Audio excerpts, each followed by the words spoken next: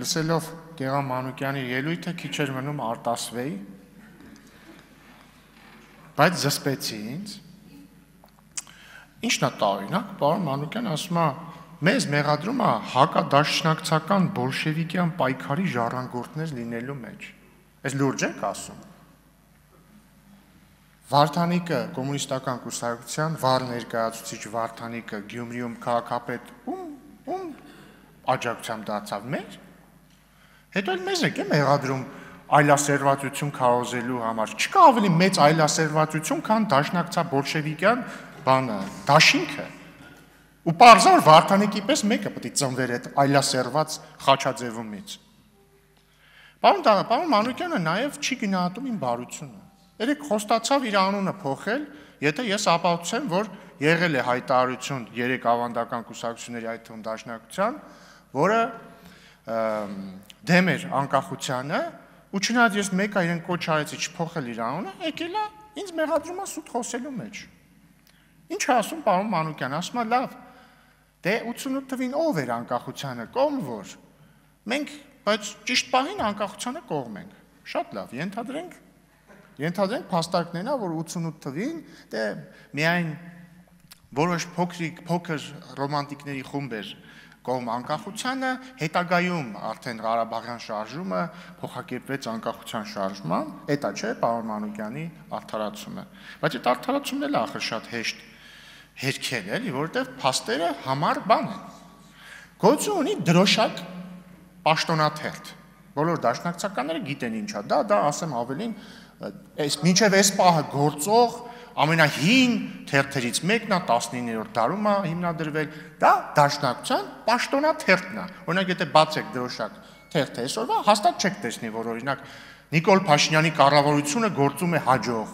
կամ Անդրանիկ Քոչարյանը լավ մարդ է, չեք գտնի այդպիսի որևէ արտահայտություն, որովհետև դրոշակ պաշտոնաթերթը արտահայտում է դաշնակցության պաշտոնական կարծիքը։ Եվ ինչ էր ասում դրոշակ պաշտոնաթերթը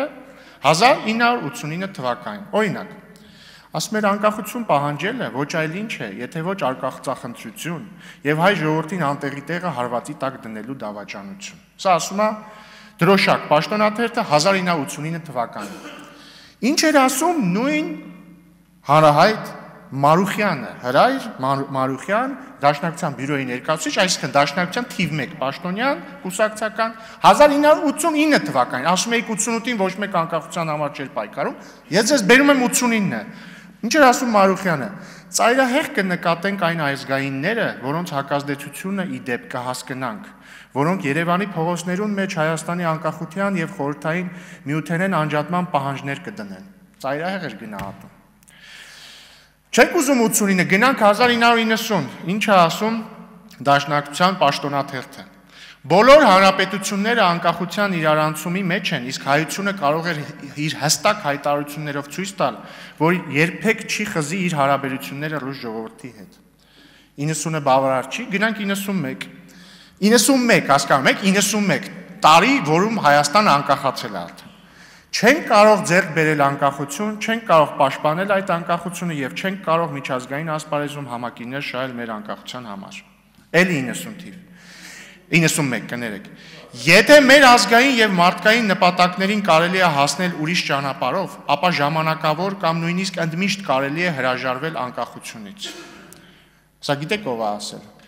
Ընդհանրապես իմ մեջ բերած հատվածների մեծ մասը ասել է Էդվարդ Հովհաննիսյանը Դաշնակցության մեծերից։ Հաջորդը, էլի 91 թվին է ասվել սա։ Սեպտեմբերի 21-ին Հայաստանում տեղի ունենալու հանրաքվե։ Ինչ կարող է պատահել այդ հանրաքվեից հետո։ Ենթադրենք, թե հայ ժողովուրդը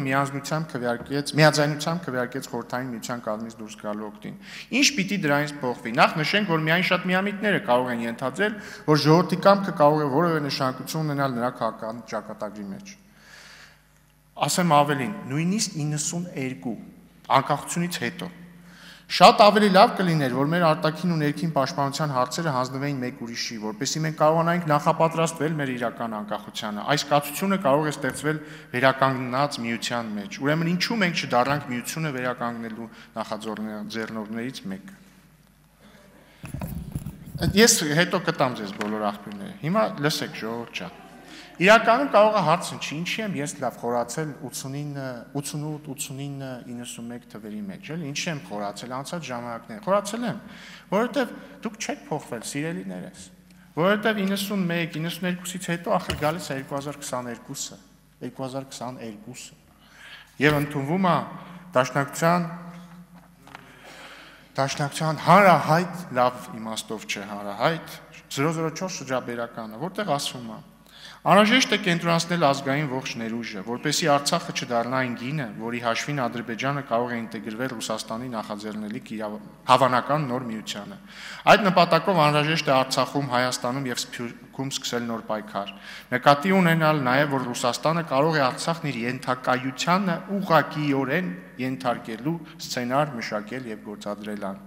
Աշխատանք տանել, որպիսի հավանական միության ձևավորման դեպքում Արցախի ու Հայաստանի ճակատագրերը լուծվեն որպես մեկ ամբողջություն։ Նկատի ունեք այդ միության մեջ։ Հաջորդը,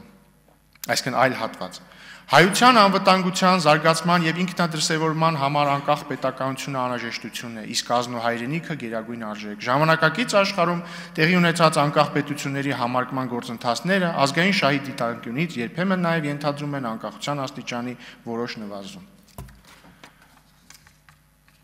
Չեք կարող վիճել ուղղակի դուք իմ հետ, հասկանում եք, դուք չեք կարող իմ հետ վիճել, որովհետև դուք միշտ դեմ եք եղել Հայաստանի անկախությանը, հիմա էլ եք դեմ։ Բայց ես նաև ունեմ հիպոթեզ, ինչի է տենց։ Օրինակ, պարոն Մանուկյանը այստեղ խոսեց նաև առաջին հանրապետության մասին։ Եվ ես կարծում եմ, օրինակ ես երբ որ մեղադրում եմ դաշնակցականներին, ես չեմ մեղադրում առաջին հանրապետության դաշնակցականներին։ Ես մեղադրում եմ ձեզ։ Ինչի՞։ Որովհետև ես կարծում եմ, դուք Ստոկհոլմյան սինդրոմի զոհ եք։ Որովհետև դուք մի անգամ ձեզ բախտ է վիճակվել ղեկավարել Հայաստանը, որը անկախացել է 600 տարի անց, 2 տարվա մեջ անկախությունը, տեսեք, նույնիսկ չեմ ասում մսխել եք, ուղղակի չեք կարողացել պահել անկախությունը, բայց ես ենթադրում եմ, որ դա ձեր վրա անդրադարձել է հետևյալ կերպ, դուք մեղավոր եք ձեզ զգացել եւ Ստոկհոլմյան սինդրոմի մեջ եք ընկել, որ ասել եք, կարող է մենք սխալ ենք արել, որ անկախության համար ենք պայքարել, կարող է պետք էր հանձնվել։ Ու դրա համար խորհրդային միության, ասենք,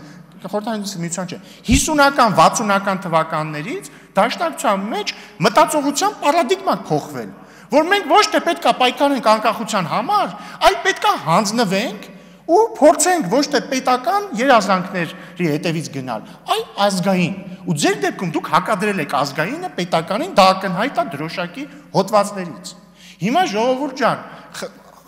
բան չի, ամոթ չի փոխվելը, ամոթ չի։ Մեր կուսակցությունը մենք փոխվել ենք։ Դուք հաճախ ասում եք, տեսեք, դուք ասում եք մինչև պատերազմը մի բան, հետո մեկ այլ բան, մենք էլ չենք հերքում։ Ասում ենք, այո, ասել ենք, որովհետև պետք է փոխվել, երբ որ դու հասկանում ես այս ճանապարհը։ Սխալը դու գնում ես այս մյուս ճանապարհով, երբ որ դու տեսնում ես իրադրությունը աշխարհի փոխվում է, դու գնում ես այս ճանապարհով։ Մի մնացեք 1960-70-ականների որոշակի կենտրոններից թելադրված նարատիվների տակ։ Մենք ունենք անկախ հանրապետություն, մեր աչքի լույսը, եկեք իրար հետ փայփայենք դա։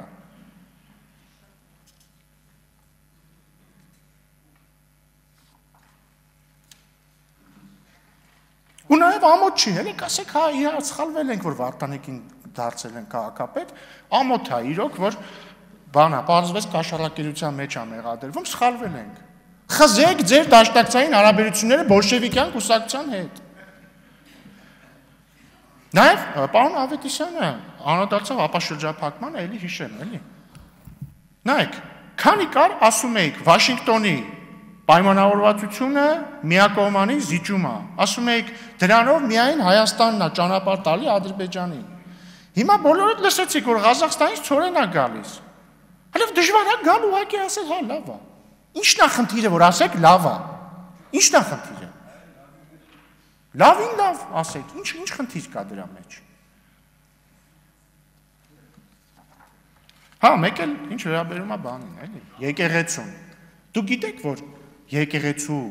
պարակտման համար մեկ մեղավորներից մեկը դաշնակցությունն է։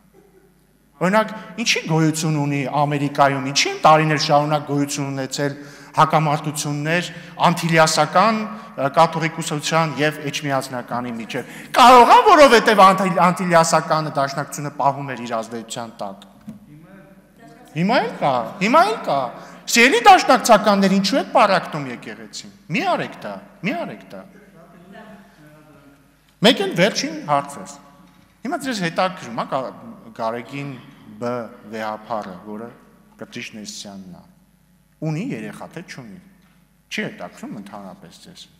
Եթե պարզվի ունի, ձեր համար խնդիր է դա, թե չէ։ Կարող այդ հարցին պատասխանեք մինչև այդ մյուս ձեր մեղադրանքները։ Ինչևէ, Տիկին Վարդան, կրկին շնորհավորում եմ ձեզ ծննդյան կապակցությամբ, ամենայն անկեղծությամբ մաղթում եմ ձեզ երջանկություն, հուսով եմ ես եւ դուք միասին ականատես կլինենք մեր բոլորի աչքի լույսի անկախ Հայաստանի Հանրապետության զարգացմանը։ Շնորհակալություն։